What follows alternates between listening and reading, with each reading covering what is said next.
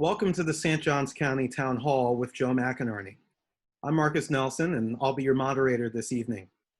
Joe looks forward to hearing your questions tonight about the future of our county and discussing what he plans to do about it with your help.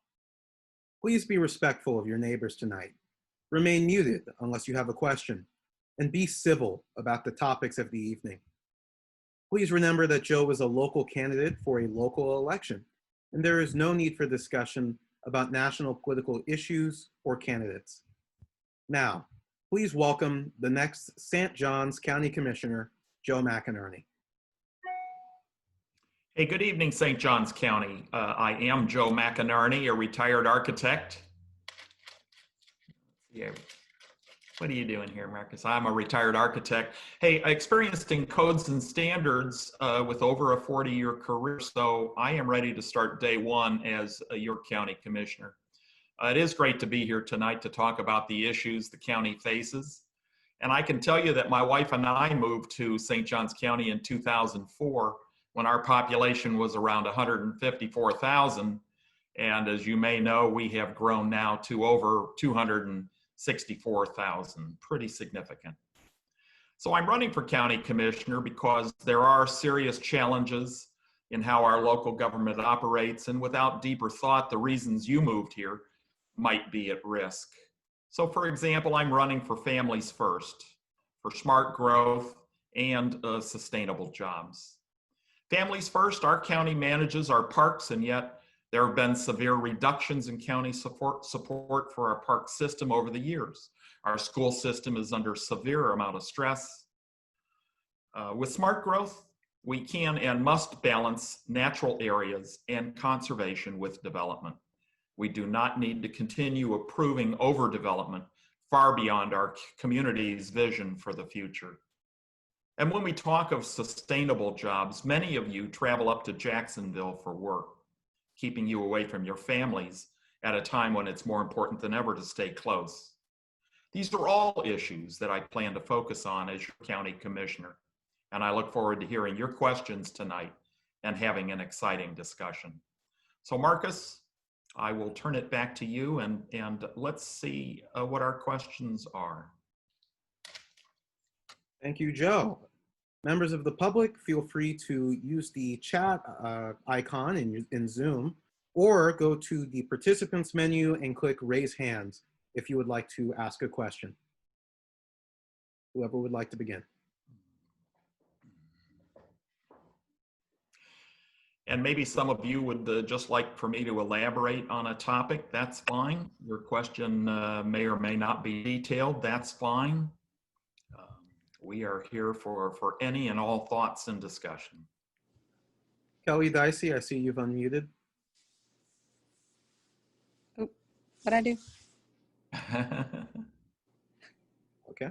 Well, Sorry. Carol, do you have something, Kelly, or? I don't. I was trying to figure out how to mute myself. Sorry. I've got it. All right. Well, we have a question from Diane Battle. Can you describe how the NBR works and how citizens can use it effectively with the Board of County Commissioners?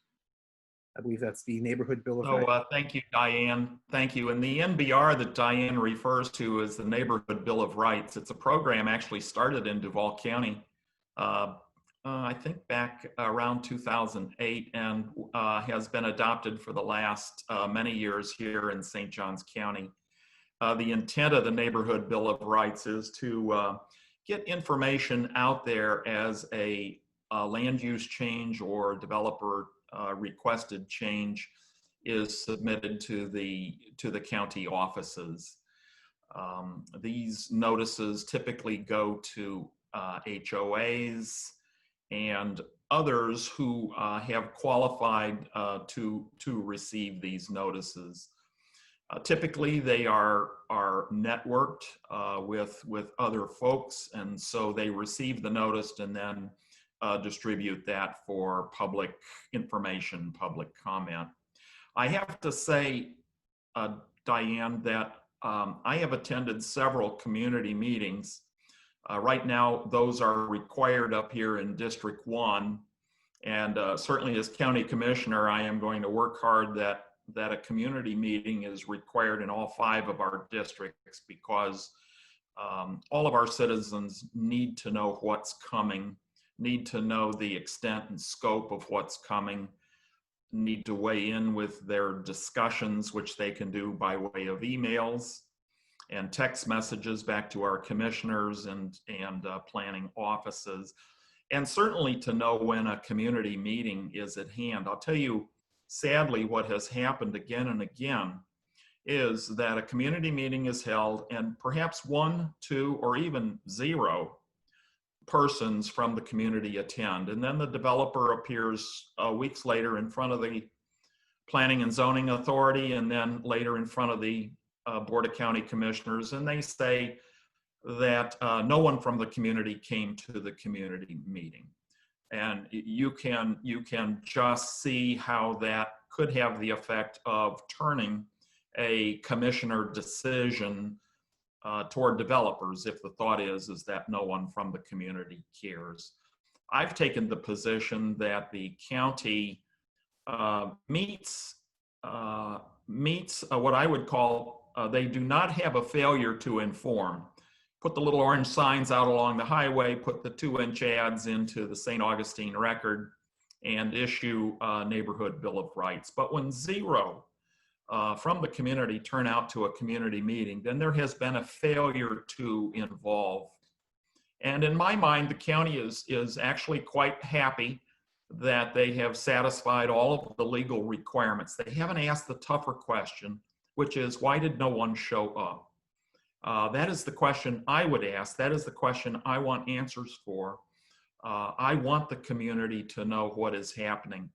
Whether that's setting a standard of 20 people have to show up at a community meeting, or you didn't have a community meeting, or whether it is expanding the network so that more people hear about it. I can tell you that Joe McAnarney will be a town hall commissioner. I am not going to sit in an office in St. Augustine and be satisfied that we have put out all of the legal notices. I am going to drive to all parts of the county. I am going to be receptive, just as I am tonight, to all of your questions and to have dialogue and discussion, real discussion, community discussion about development proposals, which many of you know, you've experienced firsthand or have seen certainly. Development is fast. The pace is fast. Many are calling it overdevelopment, and that's why I'm running for county commissioner. I hope I've begun to answer your question, Diane. Thank you so much. Next, we have a question from Melissa Paul. How best will you work with other commissioners? Well, as you all know, there are 5 county commissioners, and due to sunshine laws, we are not to talk to one another about a particular issue. The discussion is in the open. It is public. I have attended many commissioner hearings. I think that there is a good discussion, open discussion. I don't think there are enough questions that commissioners asked, and quite honestly, I am concerned that the county administration has somewhat changed the rules of the game, whereby in a presentation to the commissioners, the applicant gets to speak and make their presentation for what it is they want to change, why they want to change, and what the benefits to the county are. The staff has taken several months to review developer statements, but they are now not given an opportunity to make a presentation to the commissioners. So it is up to us at this point to read on our own the staff comments and directions, and to listen to the public comment. I am concerned about that. But in terms of working with other commissioners, I think everyone wants to make reasoned decisions, certainly, and my decisions will be based on fact and the input of fact. But I can tell you that it oftentimes comes down to priority. My priority is families first, will be to evaluate a proposal to assure that it is not overloading roads, overloading schools, and causing a loss of community identity. And my decisions will be based on that. So in terms of working with other commissioners, I think we are all there to make the right decision. Mine is certainly based on, as I say, families first, smart growth, and sustainable jobs. We have a question from Cindy Feely. Ponte Vedra beach replenishment is important to me. Is it a county priority in your view, and how do you think it should be funded? Wow, thank you, Cindy, for that. First of all, yes, it is a priority for me. I early on have been a supporter for beach renourishment in Ponte Vedra, and you can only continue to see the destruction that has happened even after the geotube installation. The nor'easter that was here weeks ago carried away so much of that beach renourishment. St. Johns County should have comprehensive plans, beach renourishment plans from Duval County south to Flagler County, and it does not. Currently, that stretch of land in Ponte Vedra Beach is uncovered by a comprehensive plan. Now, the county has recently provided funds for such study, and I'm a big supporter of that. And honestly, we do need to hear the expert opinion as to what it will take to stabilize beach erosion and to provide true beach renourishment in Ponte Vedra. We have that in every other section of our beaches except for Ponte Vedra. So I am a supporter of that plan. I will be a supporter to provide funding for that. The question is, what will that funding be? And I can say that let's wait for the report. Let's wait for the scope to be defined and get into an open discussion with the community and our financial advisors as to how best to fund that. It is not a question of not funding it. For me, it is never a question of not funding it. We are going to have that beach renourishment plan in Ponte Vedra. We are going to hear answers, and we are going to provide funding. We have a question from, I believe it's Andrew Evener. You have previously mentioned how St. Johns County is a bedroom community with a majority of our residents commuting out of county for work. How will you work towards reversing that and attracting more businesses here and help spur commercial growth? Well, Andrew, was that right? It's Andrew's question. Yes. Boy, thank you so much, because that hits the platform piece called sustainable jobs. And Andrew, I've mentioned before that an organization, 1,000 Friends of Florida, with the University of Florida, has done a study called the 2070 study for St. Johns County. And based on current practices, current decisions that our commissioners are making, they predict that this county will grow to 600,000 people. They show no additional conservation areas, few additional parks. By and large, all residential, all strip shopping centers from Flagler County north to Duval. If the county commissioners sit and wait for developers to come forward, developers are going to come forward with what it is they do best. And what they do best is residential and strip shopping centers. So someone who a family that lives close to the Flagler County line will have to get in their car, drive almost 2 hours north on 95 to Jacksonville for real jobs, for sustainable jobs, as opposed to all the strip shopping center jobs at $10 and $12 an hour that will hardly put food on the table and not give you the ability to set money aside to send your kids to college. As commissioners, we need to call timeout. We really do. We need to call timeout. We need to be intentional about vision planning. What is our vision for this county and for providing economic centers, business centers that are going to provide good, sustainable jobs? Let me give you one example. Palm Beach County, several years ago, looked at their manufacturing. They looked at their zoning. They looked at areas they had identified with zoning. They realized that they were defining in too narrow a scope what manufacturing meant. It meant warehouses, it meant storage outside, it meant trucks, dust, noise.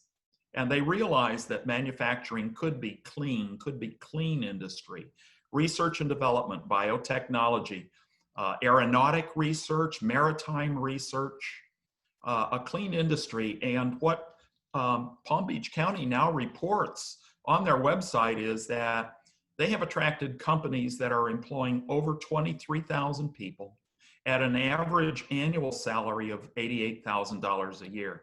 Now that number, that salary is astounding to me, but whether it's 68 or 88, those are the types of jobs that we need. We cannot become a bedroom community to Jacksonville. That is just totally wrong. And so we need to call timeout today. We need to be intentional in our vision planning. We need to provide incentives to developers to bring these businesses to the table.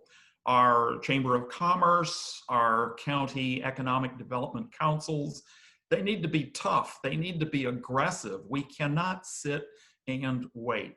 We need to go chase these companies. If they're in Tennessee, California, Illinois, we need to bring them to St. Johns County. So that's exactly what I mean by sustainable jobs and the concern for becoming a bedroom community. We have another question from Andrew Ebener. You continue to mention that you are for smart growth. This is a phrase every candidate, including your opponent, uses. What specifically will you do regarding residential growth? Additionally, how will you address residential growth for affordable and workforce housing? Boy, got a lot of questions in there. So I hope I don't miss any of your points. And Marcus, keep me on task here and tell me, Joe, you've answered this and this. Now go, now answer that. So look, smart growth to me, I make the observation that so much of our natural resources is disappearing. Large tree areas being cut down, and there is a legal basis in which a developer can virtually destroy wetlands in one area of the county, but pay into a wetlands bank.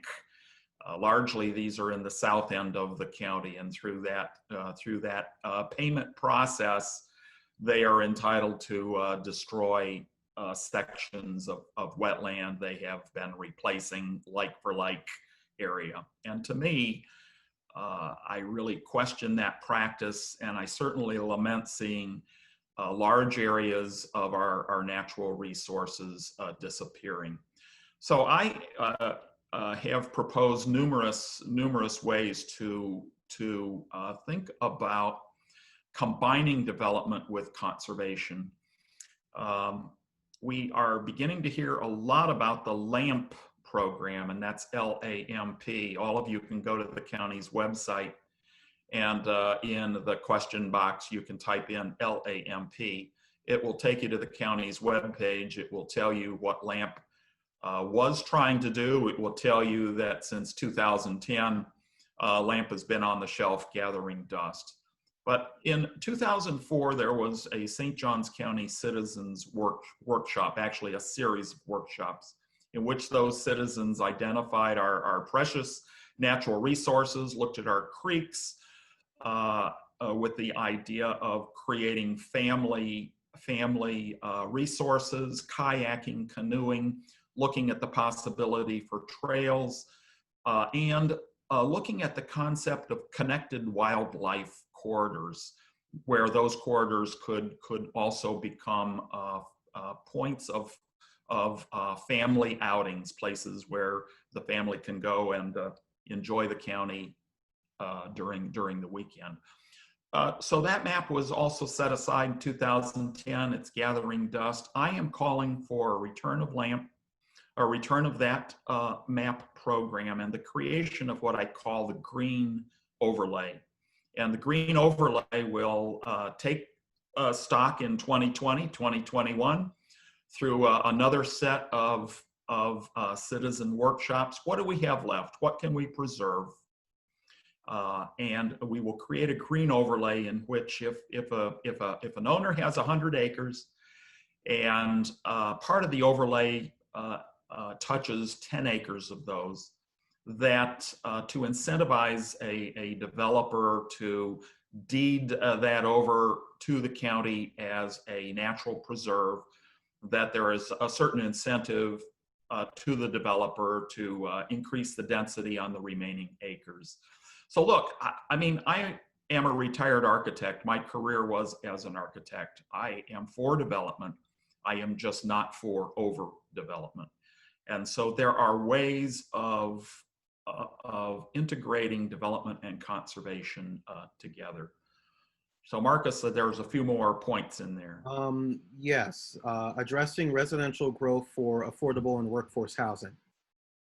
So wow, affordable housing is a big topic, and I can tell you that the state of Florida and that the county are in partnership, and they are intentional about achieving affordable housing in this county. Affordable housing is a lot more than just a name. Many of our healthcare workers, our first responders, are essential workers. Their income does not allow them to purchase the market rate housing that is happening in St. Johns County. We are pricing our important first responders out of their ability and opportunity to be truly a part of this county. So the county has been working for this. I'm definitely in support of continuing as much federal, state, and local funding for affordable housing as possible. I can tell you that the county issued 2 requests for proposals within the last 6 months, and there is a tremendously excellent Citizens Advisory Council that examines all the details of available funding, looks at land and site opportunities, and then makes recommendations to the county and the county commissioners for proceeding. Well, there were 2 proposals issued. One was for affordable housing on 207 near the Wildwood intersection. One was for a site area near Hastings. And there were 3 proposals submitted for the Wildwood area. There were 0 proposals submitted for Hastings. I've had discussion with several at the county level suggesting that our county did not go far enough. It is one thing to issue a proposal for affordable housing, but we have to be mindful of what every family wants. Every family wants good schools, good parks, good housing, good neighborhoods, and good jobs. Our county just simply did not go far enough. It has the ability to incentivize that 207 corridor to attract good jobs. You know, I was talking earlier about sustainable jobs. We may not need the $88,000 variety, but there is a diversity of job opportunities, and this county could have incentivized, and still can, by creating an enterprise zone and pockets that will really encourage a diversity of housing, including affordable housing. So it's definitely high on my radar screen, high on my priority list, I can tell you. We have a question from Diane Battle. The prompt is a bit long here, but of course I'll go through it. With respect to staff comments and recommendations, citizens have met with staff prior times with prior items coming up on the Board of County Commissioner agenda, but many of us, especially those of us who are trying to protect trees and wetland, felt that we were given lukewarm receptions from staff, and our concerns were not adequately reflected in staff proposals. This is not just residents of District 1. Others from different districts have repeatedly met with staff and feel the same way. What sort of recourse do we have, and can our commissioners be more proactive in getting staff to listen to citizens? Wow, Diane, thank you for that. And I think every commissioner needs to hear that comment, put that in writing and send that to them. Every commissioner needs to hear that. I have heard that. I am carrying that forward so that when I am county commissioner in a month, I will make it known to our administrator, to our planning staff, and to other commissioners through my comments exactly what it is that you have brought up. You know, families, I talked earlier about how it is that oftentimes there are community meetings in which 0 persons have attended. And think about it. You're trying to put dinner on the table. You're trying to get everybody ready for bed. You're trying to wake up, get kids to school. You're off to work. It is a tiring day. And to think that you can jump into the middle of that loudly and make everybody aware of community issues, wetland destruction, and so forth. It is a tough challenge. I mean, I'm not giving it a light weight by any means. It is a tough challenge here. You have made the start, Diane, and I will say that yes, I will speak up for you. And to the extent that we can continue to grow the networks, that we can continue to bring in people like the Audubon Society, the Sierra Club, and others who have like-minded views, then suddenly the weight changes. Suddenly you have official organizations, you have numbers, and in numbers comes power. What you are experiencing is probably not unusual. It's unfortunate and it's inexcusable. I will say that. So, boy, keep going, Diane. Keep the strength up. You and I have communicated a few times by email about how to move the Neighborhood Bill of Rights notifications further and how to develop deeper networks. And let's just keep that discussion going. Alex Nazon and Andrew Evener have asked similar questions. I'll go ahead and use Andrew's here. If you win the election, you will be the only Democrat on the Board of County Commissioners. How will you work to make sure that you are not simply a dissenting voice on the Board of County Commissioners, but working with the other commissioners and persuading the community at large to accomplish your goals? Boy, thank you so much for that question, and particularly for the thought that as a Democrat, I might think differently, do things differently. I have tried again and again and again since the start of my campaign to say that this is not about party, this is not about party label, this is about our county. And you can hear me, you can hear what I am saying and what I have said about the issues and about a genuine concern that we do better, that we continue to protect and preserve, that we continue to keep St. Johns County a great county. So, my position is to hear fairly what it is that is being considered. I have 40 years of experience going into this. And so I do understand our codes and standards and how to interpret those and to use those. I do know, because many times for my own clients in my career, I realize that I have to appear before a city council or a county group, and I have to make the case if we are going for changes. What are the true benefits? So I've been there.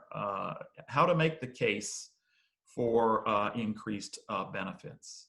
So I will be listening. I will be questioning, and ultimately deciding on the basis of those benefits. And I can tell you, Here's an example. In our area, and wherever you are in the county, this example in District 1, it could be headed your way. So let's head this off at the pass right now. We have a 70-acre site on Racetrack Road that was zoned for 70 homes. Ultimately, the developer came and through a series of 6 submittals convinced the county commissioners to allow 250,000 square feet of strip shopping center and 430 apartments. So imagine the growth from 70 homes to a project of that magnitude. I can tell you that every one of those apartments will add kids to our school system. Every one of those strip shopping center stores adds traffic to Racetrack Road.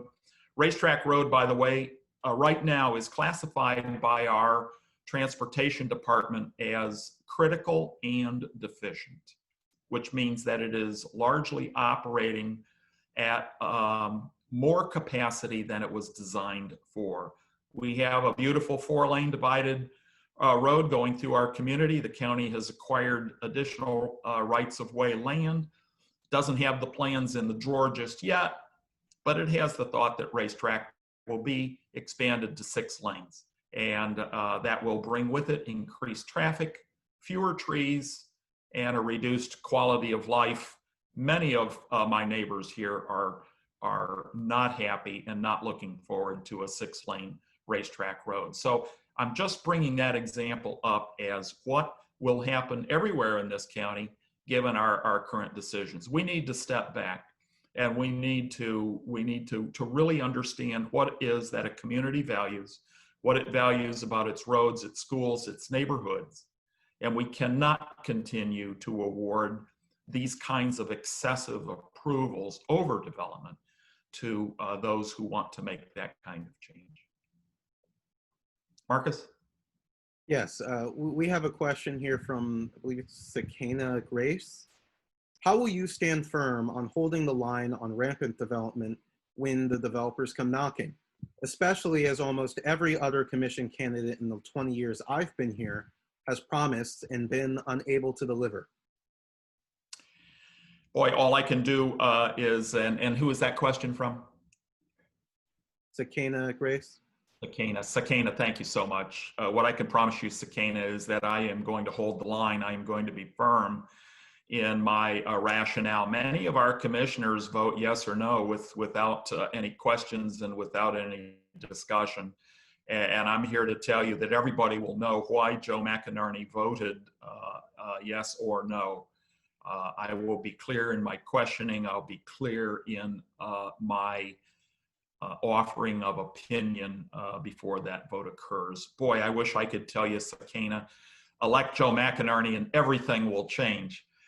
There are 5 commissioners up there, but I have to say at the same time that where many commissioners have remained silent on issues, I will not remain silent on issues, and my fellow commissioners will come to understand my viewpoints and the criteria that I use to make fair and firm judgment.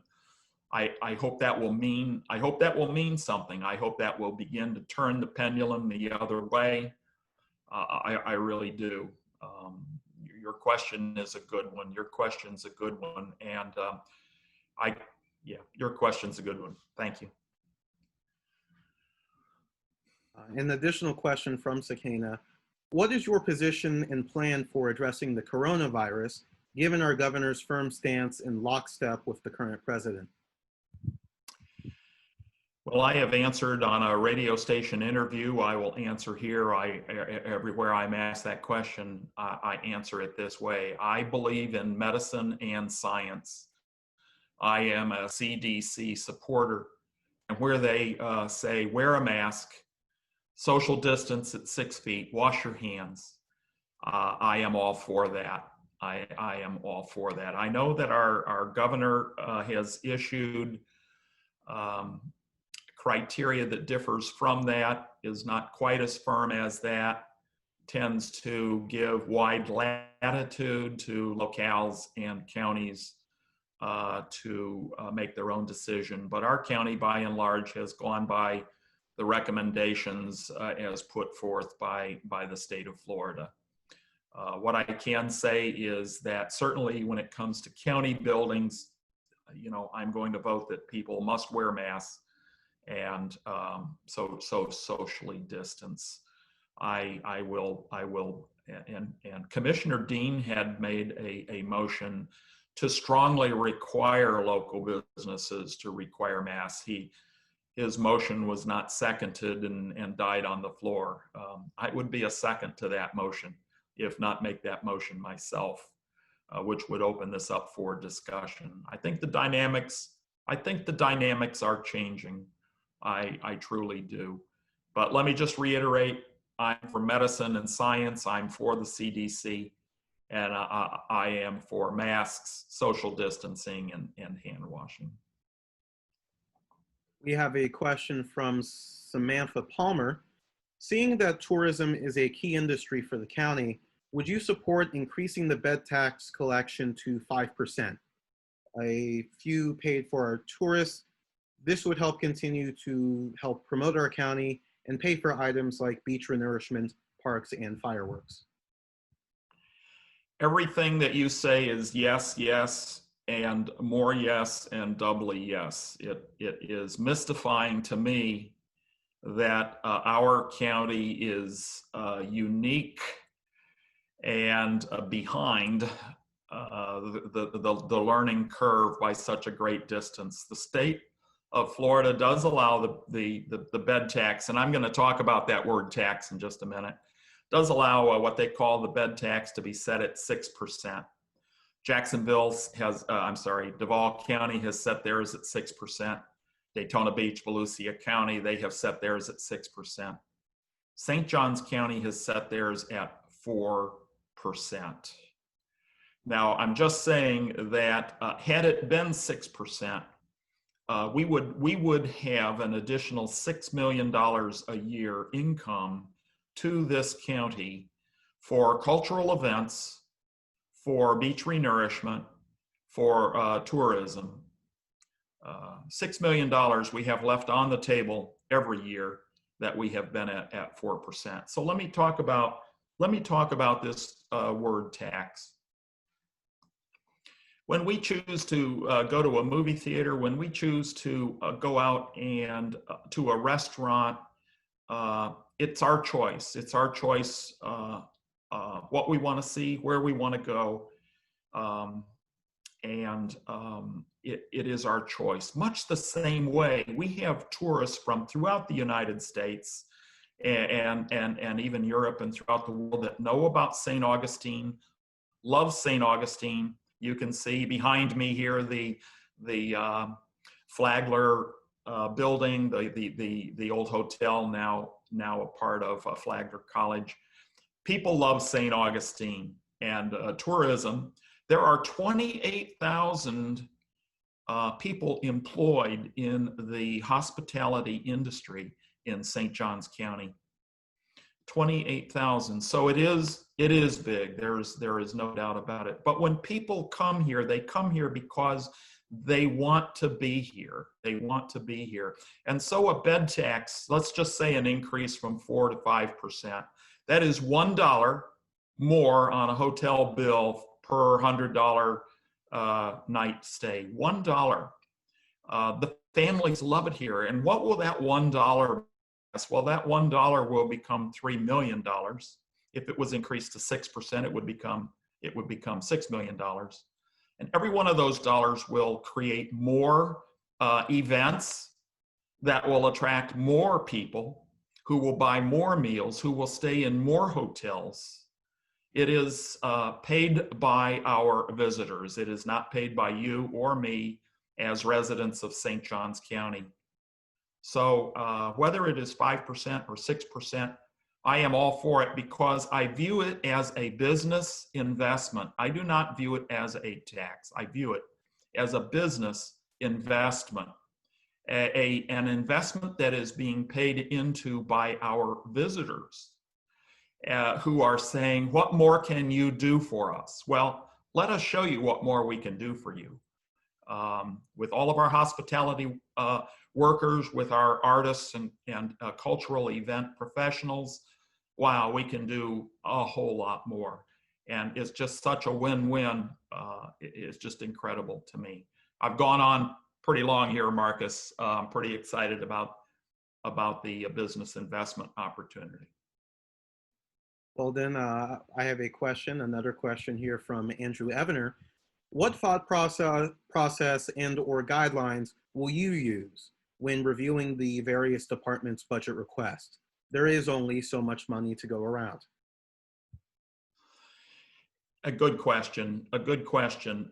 This year, the county commissioners actually approved a rollback. The departments came forward with their requests. I can tell you that we are currently sitting on $200 million of deferred maintenance.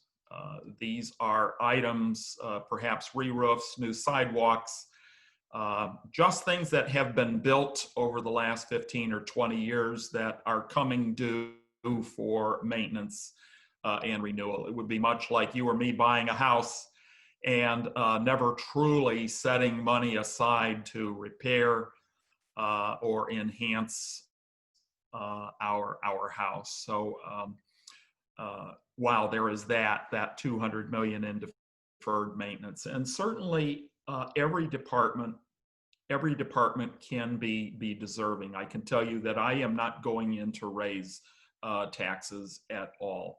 My priorities are probably a little bit different. I may tend to de-emphasize roads, particularly roads that have been required due to excessive decisions previous commissions have given to developers. It's you and me who are paying for those roads, by the way. The county commission has an ordinance right now they enacted in 2018 that forgives strip shopping center developer from paying any road impact fee. So it's on you and it's on me right now to build the roads for the traffic that these strip shopping centers are bringing to town. I would like to see that. And St. Johns County is the hottest ticket in town. Developers are coming with or without the impact fee relief. So let them come, but let us have our income that will help our taxpayers do the right thing. I am telling you that my priorities do tend to run with our parks and recreation. Another example, I can tell you that in my area of the county, we have grown over the last 12 years by nearly 50%. Our county code requires that we provide 6 acres per 1,000. And since 2008, we have not added 1 acre of parkland. Where we are required by our own statutes to have 6 acres per 1,000, we have less than 3. I definitely am going to make that a priority. Our library system needs more funding. I would make that a priority. Our veteran services, let's talk about veteran services. What an incredible thing that these people do. There are 4 persons on the veteran services staff. There have been 4 persons on that staff going back for 5 or 6 years. And last year, they were responsible for 17,000 contacts with deserving veterans, answering questions, helping them apply for not grants, but for funding that they deserve. They are responsible for getting over $4 million to our veteran heroes. Now, that staff has been 4 over the last 5 years that I have seen. I mean, come on, what more can 5 do or 6 do? So, you know, as a county commissioner, I am going to look seriously at what our departments need. And I think for too long, we have prioritized some departments over others. Not that all are not deserving, but there just does not seem to be that balance that is important. We need to be sure we are funding our veteran services at the right level. I think that should increase. We know we need more parks, more libraries. Those are the things I'm going to be looking at. Our LAMP program, I've talked about bringing that back. We could actually bring that back with $0, but I am not averse to trying to provide some money into that program, because if St. Johns County has the money, the state will match that money. We can do more because there are government entities out there, federal and state, that will help us do more. So, thank you for that question on prioritizing programs and looking at each department. Marcus? Yes, I have a question from, I believe, Shekinah Grace here. You have talked repeatedly throughout your campaign about the influence of developers on county elections and commissioner candidates. Can you elaborate on how this system of influence works and what exactly developers offer that leads to commissioners approving their projects? Boy, I'm not sure I can answer your question with great specificity and detail. In many ways, I leave that to you and to others to make their decision. But I do put it to you. That when one candidate has received $67,000 from developers, and by and large, those $67,000 have bought the hundreds and hundreds of big signs that you see out along the road, whereas another candidate, through a grassroots effort, has received $0 from developers. I just put it to you to say, is there some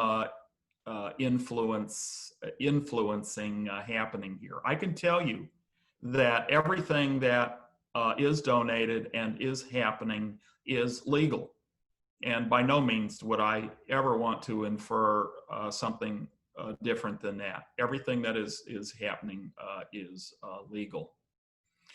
I just put it to you, if a developer network has contributed $10,000 to getting you elected, and now they come forward with a development proposal that wants to change zoning from 70 homes to 250,000 square feet of retail, adding traffic to an already crowded road, adding kids to an already crowded school system that can't quite keep up with current development.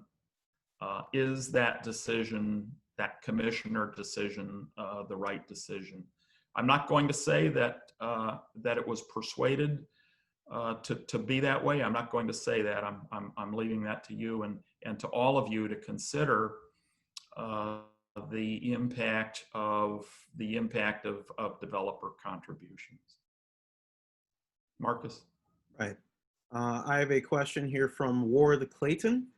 In your district, where I also live, there are signs of growth that are very few in the Racetrack Road, Julington Creek area. Well, sorry, signs of growth that This includes storage units nearly inside of each other, and land clearings that don't fit original specs, stoplights on Racetrack Road that lead to Duval County neighborhoods. Is there a way much of this development can be reversed before it gets out of hand? Well, let's talk a little bit about your observations there.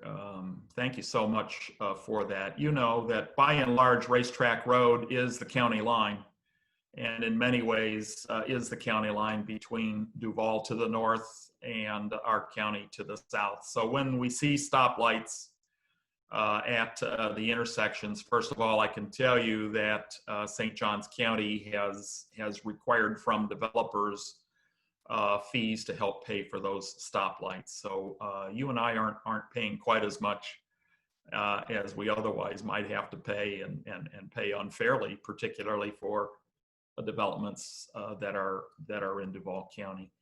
So that's the first thing, is that we are the county line, and certain developments are going to happen to the north. But you also mentioned storage units, and gosh, those are excellent examples. More examples of what I would term excessive award to to county commissioners. 2 parcels on Racetrack Road near St. Johns County, or St. John's Expressway or Parkway, were zoned community commercial. And each proposal was given an approval. One was approved at community commercial for 70,000 square feet. The developer came back and said, I would like to change this to mixed use. And when granted approval for that, the approval carried with it an increase from 70,000 square feet to 130,000 square feet. So just that simple, seemingly simple change of terminology, community commercial to mixed use, carried with it an impact almost doubling the approved square footage. In my mind, that was unnecessary. I do not see the true benefit to our community and county for that. Then the parcel next to it was approved for 90,000 square feet community commercial. And when the developer went back seeking a change from community commercial to mixed use, the square footage was approved to increase from 90,000 to 170,000 square feet. So we're talking about Racetrack Road, which is already deemed critical and deficient, already this close to now becoming 6 lanes. Those are taxpayer dollars you will help pay for, I will help pay for, in my estimation, unnecessarily so. Gets back to some of the priority question earlier. So those are just examples of how decisions end up affecting us, and it can affect us adversely. Marcus, did I address all the points on that question? About reversing the development before it gets out of hand specifically? Oh, okay, how to reverse that? You know, I mean, it's a done deal. Those decisions are a done deal. But moving forward, I think that let's just say that you are electing a commissioner in Joe McAnarney who is going to be more assertive in looking at the details and the effects of decisions. I, for one, did not see the benefits or the hardship that would have proven a change of those 2 parcels. I'm going to look very closely at the benefit side of this. Racetrack Road has a few more parcels coming up for review. I think that the election this year is important because of that, certainly in District 1. All of you do know, however, that everyone in St. Johns County votes for every commissioner. So you do not have to live in District 1 to vote for Joe McAnarney. Anywhere that you live, you can vote for Joe McAnarney. So, but I can tell you that District 1 is still in line to experience tremendous growth, and we need to be careful about that. Well, moving on. Yes, moving on. We have a question here from Diane Battle. Speaking of maintenance and reserves, Florida is famous for its real estate booms and busts. With so many developers creating new planned unit developments and commercial developments, what kind of contingency funding would you advocate? My concern is our economic stability as a result of COVID-19, COVID-19's depressing effects on the community. Right. And so Diane, the idea of setting reserves, I can tell you that this year, the budget that the commissioners approved are digging into our reserves. They had an opportunity to approve a budget. The assessor increased our property values by 11%. And based on income, we had enough income to meet what was decided would be department budgets, but commissioners took that one step further and rolled back that rate, thus digging into reserves. And that is not a good harbinger for us. I am for protecting our reserves. I could tell you at the same time, though, that the county is predisposed to spend the dollars that it has available. And so the idea of setting a reserve aside for a racetrack road to expand it to 6 lanes, there is no such reserve. And so those will be new dollars that the county will have to find. We'll have to find perhaps selling bonds, but we'll have to find. So the idea of earmarking impact fees and putting that into a reserve is not something. It's something that should happen more. And I will certainly question that and want to see that happen. I can tell you that based on previous county commissioner decisions, there are 60,000 home sites without homes that have been approved. And the carry forward approval is 15 to 20 years out. So we are going to continue to see growth of at least 60,000 more homes. Now, how about the roads that those homes bring? Will we see enough dollars left over or generated from those homes to provide the infrastructure that we need? Or have impact fees been paid ahead and spent ahead, further putting us and taxpayers in the hole? So, I mean, your question is intriguing, and it's intriguing and touches on many aspects of our budgeting process and business planning, sound business planning process. So I thank you for that question. Well, as we come to the top of the hour, it looks like we have what looks like will be our final question. From Colleen Wood, what's the best way for us to support your campaign? I'm a little confused on where signs can and can't be placed. Well, let me get a cup of coffee, a sip of coffee here before I answer your question. I've been talking a lot here. First of all, thank you for wanting to support my campaign. I really appreciate that. So a couple of thoughts here. First of all, signs are both the large signs you see along the highway, as well as small signs that are beginning to appear in neighborhoods. So the large signs we have bought what we're going to buy. Let me say, I was going to say that early on in our campaign, we did put out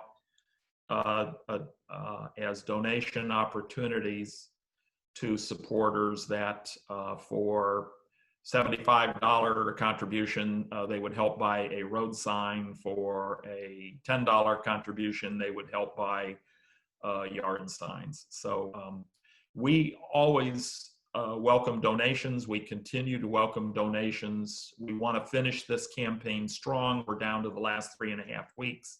We want to finish strong. And there are things we can do that don't necessarily include signs. But with respect to yard signs, you have homeowner associations, homeowner associations that differ in their policies. Some allow signs. In our Julington Creek area, we can put up signs now in our yards, 1 sign per yard per candidate. Some HOAs do not allow any signs at any time. I cannot tell you which those are, but if you're in an HOA, contact your property manager and find out. Please send us a request for a yard sign through Elect Joe Mac, and that's MACK, Elect Joe Mac @gmail. and if you request a sign, we will get a sign to you. Appreciate that, greatly appreciate that. And as I say, any donations are welcome, still welcome. We have some ways to go here in the last 3.5 weeks. We want to finish strong. And those donations, any donations, can come through our campaign website. Again, go to Elect Joe Mac, and that's M-A-C-K, electjoemac.com. That will get you to my campaign website, beautiful website, with, I'm telling you, lots and lots and lots of amplification, clarification, very specifics about what we can do for families first, for smart growth, sustainable jobs, and the environment. What I couldn't touch on tonight, you're going to read a lot more on that campaign website. And there is a donate button, which you can click and donate online. So I thank you for that question. Tell your friends about Joe McAnarney, word of mouth. I mean, you tell 3 and they tell 3. I mean, come on, folks, we can do this together. Let's all finish across the finish line here, okay? I'm doing this for all of you, so let's finish together. All right, well, just being after 8 p.m. here, that does conclude all of the questions we have for tonight. Joe, if you would like to say any final words or closing statement. Well, we've got a lot of questions, Marcus, that I see in the chat box that we haven't got to, and for that I do apologize. But please go to my Facebook page, Joe McAnarney, or send your questions through the Gmail, electjoemac@gmail. Hey, we're going to answer every one of those questions we didn't touch on tonight. So I can't tell you how much I really appreciate all of you taking time out of your busy schedule to tune in and to listen to me. And I am going to say from that you are placing a priority on the issues, not on a party label, but on issues. You do sense that St. Johns County is at a watershed point, that we are seeing overdevelopment, and we need to manage that in a smart way. We can manage that in a smart way. And it's really all of you who are leading the way for that, really, that you have made it a priority in your minds to understand the issues, to support the candidate who best speaks to you on your views on the issues. So I thank you all so much. Just thank you so much for turning out. Well, thank you all for attending the St. Johns County Town Hall with Joe McAnarney. You can learn more about Joe as a candidate at his campaign website, electjoemac.com. You can get in touch with him at his Facebook page, facebook.com/Joe McAnarney, or email him at electjoemac@gmail.com. If you would like to get a campaign sign, there are some available for free at the St. Johns County Democrat office, as well as signs you can get online by sending a donation request or getting in touch with the campaign. Thank you all for attending, and have a good night. Thank you all.